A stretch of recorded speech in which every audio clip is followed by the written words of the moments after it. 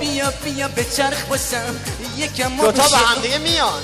اگه میگی دوستم داری واسه انگرچیم داری بیا بیا به چرخ باسم یکم ما بشه اونی شکم کاری نداری یکم بشه افتخار عروس داماد دست خوشگه. حالا دیگه تو داری میرفتی بدن آقا خدا وکیلی چی الکی میگی؟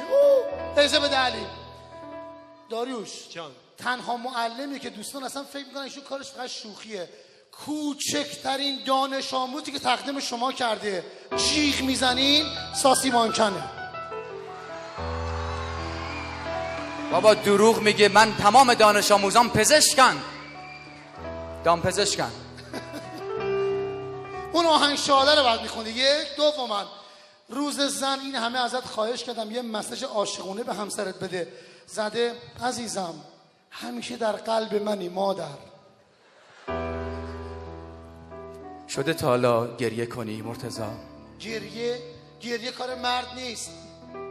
گریه نکن که به این چشمای قشنگ تو گریه نمیاد. وقتی گریه میکنی یاد شعری میفتم از شاعری که میگه من زن دارم زشته.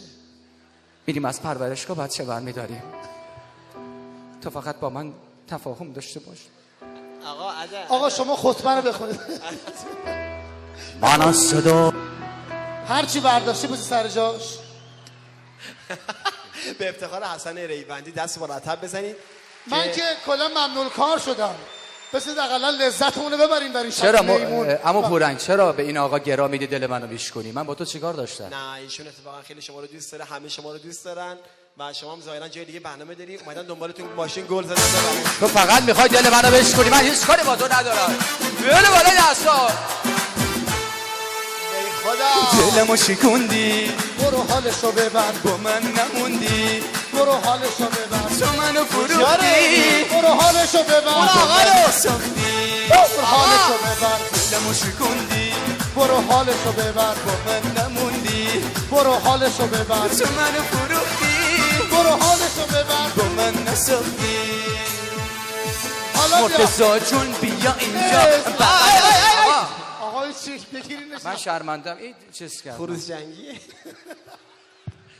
این خروس جنگی راستیه.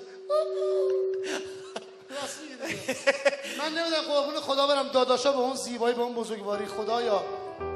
آقا یه آهنگ واسه من میزنه من میخوام بخونم کوتاه. خواهش کنم کوتاه. اینو بده من با این میخونم.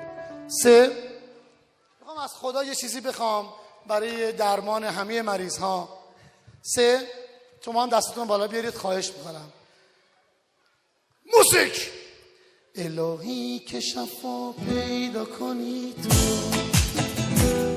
رفیق با وفا پیدا کنی تو این دنیا که بی وفایی رسمه رفیق با وفا پیدا کنی. نه شما بیاین اینجا خداحافظی کنید. به جان خودم خداحافظی نکنی کشتم. خونت هم حلاله. متشکرم. بزرگی میگوید خدمت به خلق وظیفه نیست بلکه لذته. خدا میدونه چقدر خوشحال شدم از اینکه لحظاتی لبان شما خندان شد و دلتون شاد. آنفولانزا گرفت. آرزو میکنم پیوسته شاد باشید و پیروز برقرار. شما رو به خاطر میسپارم. شب بر شما خوش. به افتخار آقای ریوندی دستی مرتب. تو چشمات مال من بشین دختر برپریده بشین. چشاتو دوستکی دیدم تو قلبم مال من نیست و نمیدونی.